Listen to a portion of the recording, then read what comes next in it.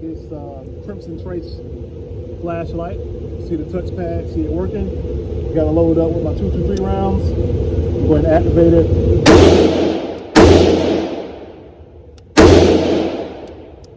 Safety on. Off the magazine. Take that round out. So just quick look at the flashlight. Yes, it's still working. Touchpad, I have it zip tied on. Still doing well. All right. Randy Savage 50 here. Let's take a look at this CWL 102 Crimson Trace light for the AR-15. So here's the box. I'll show you what it looks like in the box soon, but let me show you what it looks like on my rifle. Clearly you saw the clip of me shooting it, unload the weapon, but here it is up close. This is my setup on it. I'm left-handed, so I have it on the other side of the gun. On this side, you see that the pressure pad is mounted here. It's good enough range for me to activate it. And on this side, here's the actual light. 500 lumen light. I think it gets the job done. Not as bright as some other lights, obviously, but for the $92 price tag in which I think I paid for it at Academy, it suits me. Obviously, you've seen in the video that it holds up with recoil. It works. So let me take off the cap here so you can see that it takes one battery. Yes, the battery did come with it. Inside the box, you're going to see that it comes with an end cap in case you don't want to use the pressure pad.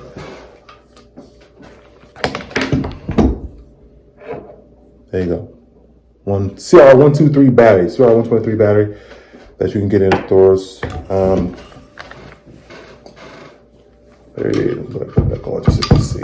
If you look close, you see that there are red O-rings in there to help seal out any kind of moisture. So that's good.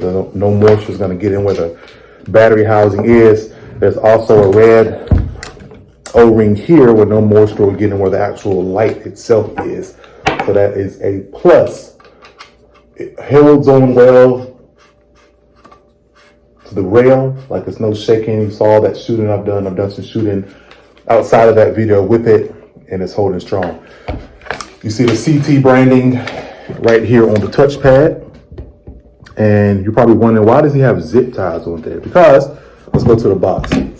Here's the box. I'll talk about the outside later, but inside the box there were two Velcro straps that were attached to the actual touchpad. So where you see these loops, obviously that's where these were. They were okay for a little bit of testing at home. On the back side of the touchpad, there's this double-sided tape that you place on side of the touchpad, and it's going to obviously attach to the handrail. So it held on pretty decently, but obviously I want some surety. I don't want to be going in some rain or pushing up against stuff and it falls off. So I had this on doing stuff around the house, and as you can see on this part right here, it's separated. That was supposed to be closed, like sewn together, strapped on, and it ripped off. And I didn't even take it to the range yet to do that.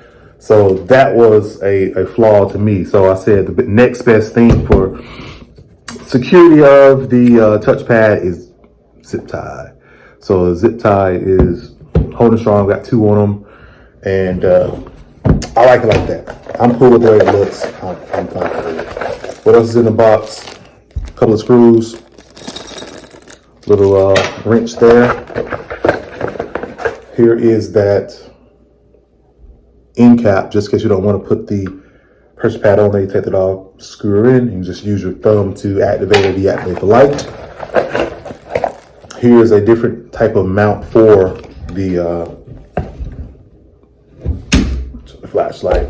So if you want to put it here on the Picatinny side, you can, or if you want to put it on this side, you can. So I was happy that they had two metal mounts here. Flashlight is also, I can't remember if that's a plastic or metal. I don't know, but it seems pretty tough, pretty durable. Little plastic bags that were in it. A couple of other mounting parts. So you have these items to help with your mounting, depending upon your quad rail that you have. So here's the front of the box, just in case you want to pause it. Here's the side, obviously with their branding and such. You all know with me so far that I like to try out things. I'll be the guinea pig, you know what I mean? So if I can get a deal on something that I think is going to be reliable for me, I'm going to try it out. And this is 500 lumens. Obviously, there are lights that are brighter. I went to my backyard in the pitch black, shined it, and I was able to see all the way to my creek, which is probably maybe 50 yards or so, and I was able to see clear as day. So with me and what I'm going to do with it, it works well. It does say water and impact resistant. Those are the big things to me when I saw it, because when I'm out in the rain or in any kind of situation where water may get on it, banging it around, or the recoil of the gun, I still want the thing to work adequately. So if I were to shoulder the rifle, I'll put up here so you can see kind of better. If you press right here, you have to hold it. And obviously I don't have the battery in. I'll put the battery in to show you.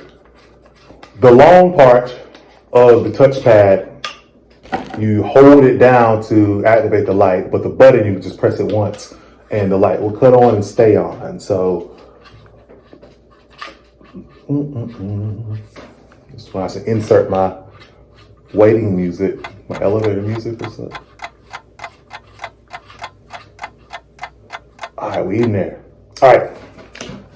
So the long part of the touchpad right here, press it and hold it. That will deactivate the light. Once you let it go, it cuts off. But the button part, press it. It's got that audible click, and it's on. Off, on. So yeah, if you were soldering it, doing what you need to do, if you want to press it, you can. And hold it, good. But if you don't want to use your finger to hold it down, mash the button. I keep this one. I like this. My wife's rifle, I go ahead and she has one. It's not a Crimson Trace, but it has like an easy disconnect right here for the touchpad. Pretty cool. So I undo it so the battery's not draining when it's sitting in the safe. But this one, I just keep it like this, and it's been in there since I've had this, and I've had this for months now, and the battery's still going strong. It's always good to keep some of those batteries in your stash for your light, so you can replace them any time. But do I recommend this light? Yes, I do. On a scale of 1 to 10, I'd probably give it an 8. I wouldn't give it a 10 because obviously it's only 500 lumens.